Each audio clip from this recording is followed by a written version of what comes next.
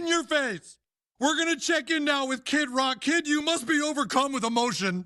I just honestly didn't think the president was Satan, but now knowing that he has been this whole time, South Park just roasted Kid Rock harder than ever, showing him bawling on Fox News over Trump hooking up with Satan and expecting a butt baby. Add in the Labubu craze and tariff chaos, and suddenly Kid Rock isn't a rocker anymore. He's the permanent crying mascot of Trump's cult. What Fox News really wants to know is, are you f***ing Satan? No, I'm not f***ing Satan. We're just sort of hanging out. Oh, come on, President Trump. With everything you've been doing, pretty much the whole country thinks you're f***ing Satan now. Headlines exploded because the show basically said, "Hey, Kid Rock, you love Trump too much, and here's how pathetic you look when that blind devotion gets dragged out into the open." And trust me, it wasn't subtle. The way they did it made Kid Rock look like the ultimate fanboy who just can't stop crying whenever his idol is involved. Satan is saying he's been trapped at the White House because he's pregnant. Let's get our science expert in here to see if that's actually possible. Yeah, demonic pregnancies work a little different. The term is butt baby. Fox News, the network that's usually spinning every Trump scandal into some bizarre victory, is now clapping and cheering.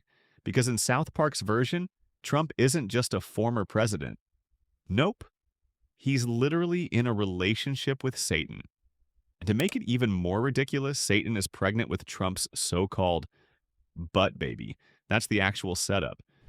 Now, Satan has a pretty large physical presence, so we're pretty sure President Trump would have to get on top of him.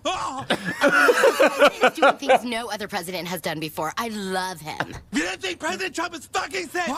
This definitely proves how he could be. And right in the middle of all that chaos, you've got Kid Rock sitting there bawling his eyes out on live TV. He's not horrified. He's not embarrassed. No, he's crying tears of happiness because apparently the idea of Trump shaking hands with the devil makes him feel proud. Hold that up. Okay? I'll be the first one to say, and I know the president doesn't like when I say this, but I'm a little overpaid, right? Now, I don't know about you, but when I watched that scene, I just sat there like, wow, South Park really went for the jugular here. They could have chosen any celebrity to represent this kind of blind loyalty, but no, they picked Kid Rock. And honestly, it makes perfect sense. For years, he's been out there riding Trump's coattails, pretending like that makes him some kind of outlaw rebel. Instead, South Park just turned him into the punchline. His entire breakdown on Fox News is now permanently cemented in cartoon history. The crying face, the sobbing voice, it's all there. It's humiliating in a way that he'll never be able to shake off. Check in now with Kid Rock. Kid, you must be overcome with emotion. I just honestly didn't think the president was Satan, but now knowing that he has been this whole time, I'm just so happy. The funniest part is how they framed it. He wasn't just tearing up a little. He was sobbing like a teenager who just found out their favorite boy band member was dating someone else. Except in this twisted version, the boy band member is Trump, and the new partner is Satan. You can't even make this up. Well, actually South Park did, but you get the point. Satan? Why are you so sad? I wish to be gone from this place. And the whole thing wasn't random either. The episode carefully built this fairy tale coverage through Fox News. It all starts with Trump strutting off Air Force One after this so-called tariff summit overseas. But instead of actual reporting about tariffs, the reporters swarm him with the dumbest question possible. Are you Satan? That's literally what they ask. Forget trade deals. Forget international politics. No, the only thing on their mind is whether the president is the Prince of Darkness. Then you get the anchors analyzing it like it's a big love story. They roll clips of Trump and Satan side by side, treating it like a romance reel. And to top it all off, they even bring in body language experts, the same way real Fox News once broke down Trump's handshake with Putin back in 2018. Remember that nonsense? They had actual analysts talking about how his handshake proved dominance. South Park just flipped it. Instead of Putin, it's Satan.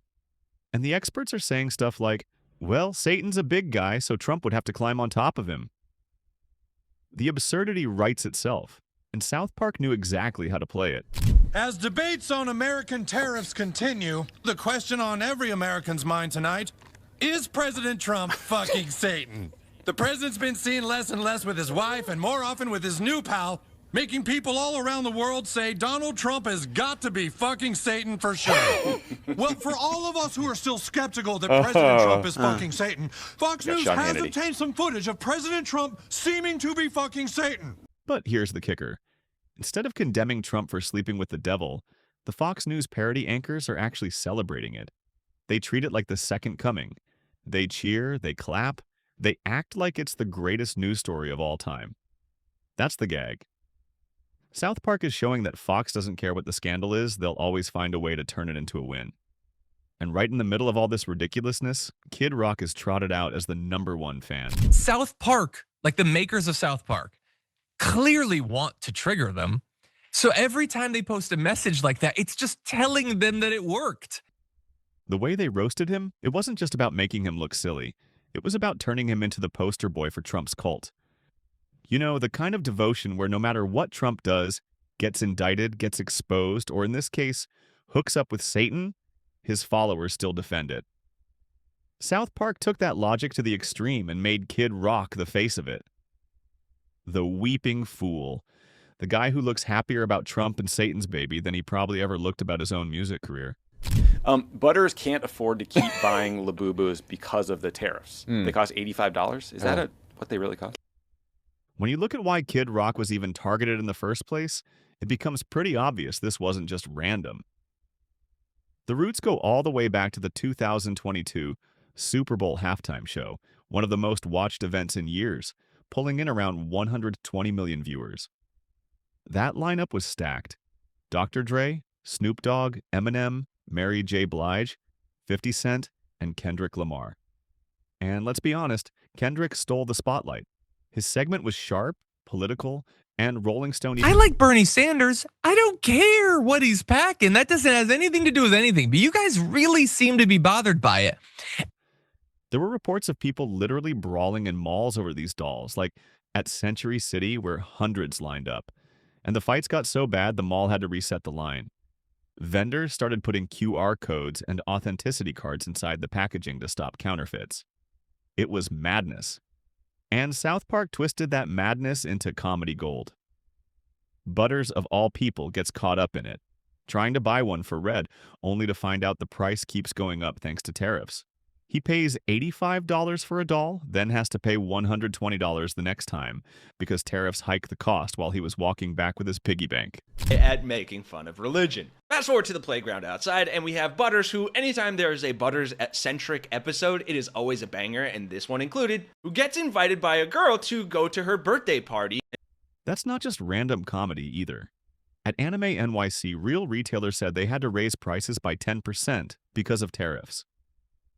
Fans who used to pay $50 for a figure in 2022 were now shelling out $70 in 2023. That's a direct echo in the episode. The joke about tariffs being a hot potato, you just pass the pain along, wasn't far off from what actual vendors were saying, and the symbolism was obvious. You get fucked by tariff. In China, we call that hot potato. Anyway, then we get into the very first Fox News segment, which I'll try and play a little bit of for you here. And then we get to the final layer, the conclusion South Park built. Kid Rock is now immortalized as the weeping fool of Trump's Satan saga. They framed him that way on purpose because it's a role he can't escape. Fox News was mocked as well, turned into a pack of clapping seals cheering for Satan's pregnancy instead of addressing things like tariffs or actual economic collapse. And the show managed to weave all these threads, Trump scandals, celebrity worship, TikTok crazes, tariffs, into one ridiculous yet oddly believable story. Fucking Satan. This was at a golf course yesterday where the president was heroically golfing. Oh, no. You can just make out Satan going behind a bush and President Trump right there. He's fucking Satan. Karen, what do you think? I think the president is definitely fucking Satan, and I love it. Of course, a lot of Americans still argue there's no way the president could be fucking Satan. So we have a body language expert to show us just how it is possible. Well, The legacy is obvious. Kid Rock's real comments about Kendrick Lamar, his long record of blind loyalty to Trump, and Fox News' endless spin all got reframed through this episode. What looks outrageous on screen is just a mirror of what happens in real life, and that's what makes it sting so much. South Park exaggerated, sure, but the truth behind it isn't far off at all. Kid Rock thought he could take shots at Kendrick, but now he's cemented as the crying mascot of Trump's cult. That's the kind of roasting you don't recover from.